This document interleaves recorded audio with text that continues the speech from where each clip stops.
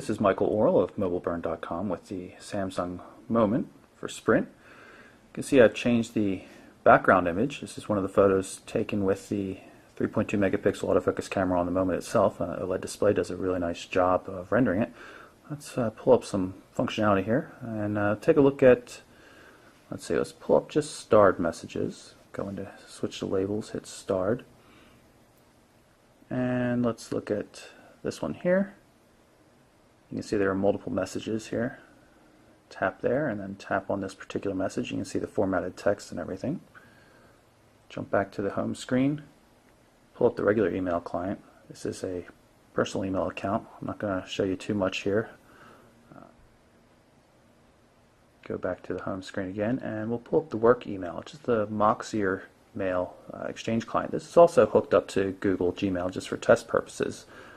You can see here's a message that was just sent to the account. Quick message here. This one should have some formatted text in it. Pull up the menu, you can see what some of your options are.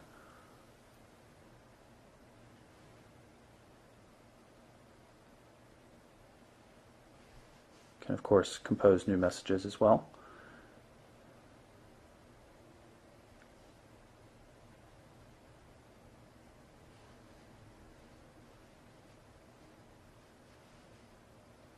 And put in a message.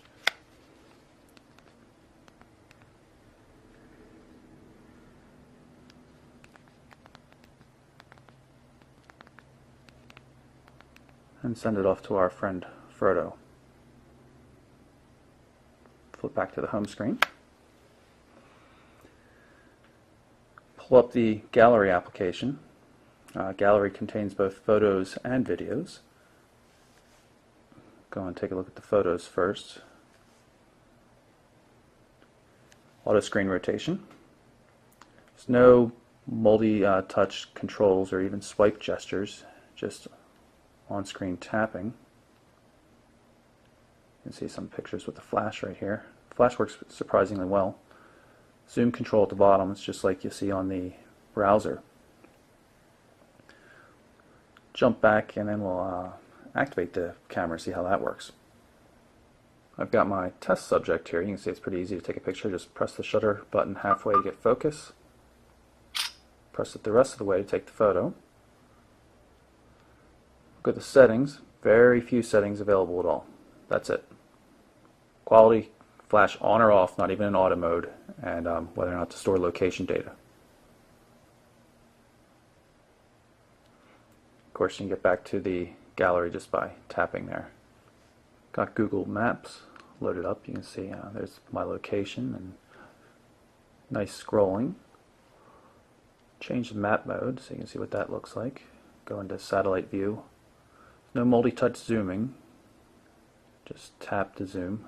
We're on a Wi-Fi connection right now, which means the data comes through a little bit faster than it would on the regular EBDO Rev-A 3G connection. If you're looking to add some functionality, Android Market's a place to do it. There are a lot of good applications. Many are free and most are fairly affordable. See some featured applications up top here. And scroll through the different categories. We'll go to games, arcade and action. Now this is the Cupcake build, so that it doesn't have the new look that you'll see in the 1.6 devices. Here's a free game called Labyrinth Life. I've played it before. We'll just tap install. Agree to some security things, and then it'll download and automatically show up on the device. You can see right there in the notification that it's been successfully installed. Also in the notifications up here you can see that we've uploaded video to, if someone happened to be to Facebook through the automatic upload facility on the device. It works pretty well. And some new mail notifications. I'm just going to clear those out. We'll go back to the home screen, pull up the main menu, and we'll look for that Labyrinth Light. And there it is, already installed. Pull up contacts.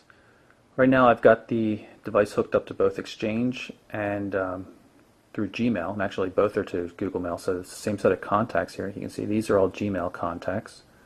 I have the option of changing the display group and go to Exchange contacts, and turns out that it's actually the same contacts because they're syncing through Exchange to Google still, but you can see the formatting's different and the indicator that it's an Exchange contact.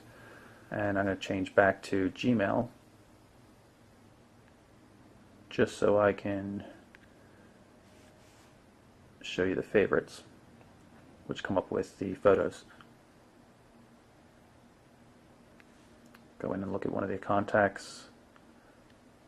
Very simple, works pretty well. All sorts of information you can store in there. And also from the home screen you can just start typing. I'll type Boris, B-O-R, and there we have Boris Yeltsin. You'll notice there's an icon for the dialer right here. You can also get into that same basic application just by hitting the green call send button. Dialer is just a particular tab. They expect you to use the keyboard here for dialing in landscape mode, but there's an on-screen keypad here for typing in numbers from portrait mode. And of course you still have access to all your contacts. This is the YouTube client. There's no flash support in the browser, which we'll show you a little bit later, but the YouTube client's quite nice. I'm going to search on Samsung Moment and see if I can find the first part of this video.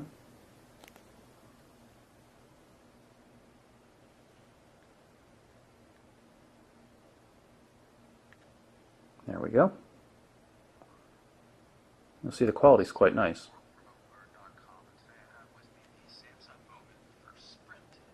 Turn up the volume. Android powered device. We're just going to open it up, take a quick look at what's in the box. Simple on-screen controls. And Samsung. But again, you can see it's very, very clear. Branding on the back. It's now powered up so you can see the. Take a quick look at the calendar application. You can see it's nice finger scrollable indications of when you're free and busy. I'll switch over to agenda view here. Now you notice there are duplicates. That's because I'm using Google Calendar through both Gmail and Exchange. But it does show you how you have different colors for different sources. You know, the Exchange ones are light blue and the Gmail ones are dark blue. Hit the menu button, go to More, and you can see which calendars are shown. You know, there's multiple calendars showing up in the Gmail calendar, and then there's one in the Work Exchange calendar as well. You can turn that one off, for example. Hit back, and you'll notice that the light blue ones are now gone. There is, of course, a week view as well, and a daily view. Very nice calendar system in general. One simple trick in the Android system for accessing previously loaded applications is just a long press on the home button. It brings up the 6 most recent applications. In this case, browser is one of them. I'm going to show you what the Mobile Burn website looks like in the browser. You can see you can scroll around with the finger quite easily, and that also brings up the on-screen controls.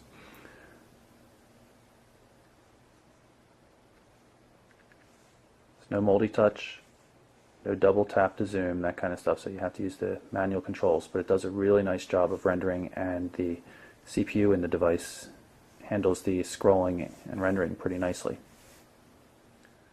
So there you have it. There's my quick look at some of the functionality on the Samsung Moment for Sprint. You can see that nice viewing angle on the AMOLED display. It's a really good display. Device sells for $179.99. Has a nice 800 megahertz processor, faster than just about anything else on the market. A solid device, just not particularly inspiring. The basic, with Google branding means that there's not going to be a lot of customization of the user interface and stuff that you'll find like on Motorola's Click or HTC's Hero, but it's still a fine device. It's just not a great device. So again, that's the Samsung M900 Moment for Sprint. I'm Michael Orrell for MobileBurn.com.